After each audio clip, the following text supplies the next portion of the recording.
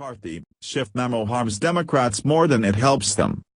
National Review columnist and former U.S. Attorney Andrew McCarthy determined that House Intelligence Committee Ranking Member Representative Adam Schiff's memo does more harm than good to the California Democrats' cause of trying to justify the Obama administration's surveillance of Donald Trump presidential campaign associates. McCarthy argued in his piece published over the weekend that Schiff's memo corroborates the central claim of the Republican memo authored primarily by Intelligence Committee Chair Representative Devin Nunes that the FBI and the Department of Justice failed to reveal to the FISA court that the Trump dossier, presented as the key piece of evidence, was funded by the Hillary Clinton campaign and the Democrat National Committee. A major takeaway from the Schiff memo is that the FBI and the DOJ withheld from the FISA court the fact that Michael Steele's dossier was a project of the Clinton campaign, wrote McCarthy. Naturally, the reader must ferret this admission out of a couple of dense paragraphs, in which Democrats risibly claimed that the DOJ was transparent with the court about Steele's sourcing, he continued. McCarthy pointed out in the DOJ's FISA application that the agency made it abundantly clear Trump's campaign was the focus of the surveillance, referring to him as candidate number one who might have ties to Russia. However, rather than referring to the commissioner of the work as candidate two as the DOJ easily could have done, thereby making it readily discernible to the judge that Clinton was behind the dossier, the agency identified its origin as a U.S.-based law firm. Perkins Coie was the firm hired by Clinton and the DNC to obtain the dossier from Steele via the opposition research firm Fusion GPS.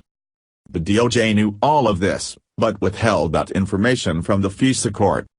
Further, McCarthy noted the DOJ wrote in its application, the FBI speculates that the identified U.S. person was likely looking for information that could be used to discredit candidate number one's campaign. The columnist questioned in response, why would the FBI speculate that a political motive was likely involved when, in reality, the FBI well knew that a very specific political motive was precisely involved? It is disingenuous to tell a judge that something is likely when, in fact, it is beyond any doubt, argued McCarthy. The former prosecutor also went on to shoot down the notion contained in Schiff's memo that simply because four different judges ordered the renewal of the FISA warrant on Trump campaign associate Carter Page, there was credible evidence he was someone worthy of being surveilled. In criminal surveillance orders, for example, it is common for prosecutors to bring renewal applications back to the same judge who authorized the original surveillance, he wrote. That judge presumably knows the case better and is thus in a superior position to detect any irregularities. McCarthy observed that even if FISA courts do not function along the same lines, the failure to disclose the Clinton and DNC origins of the dossier was simply committed on four separate occasions.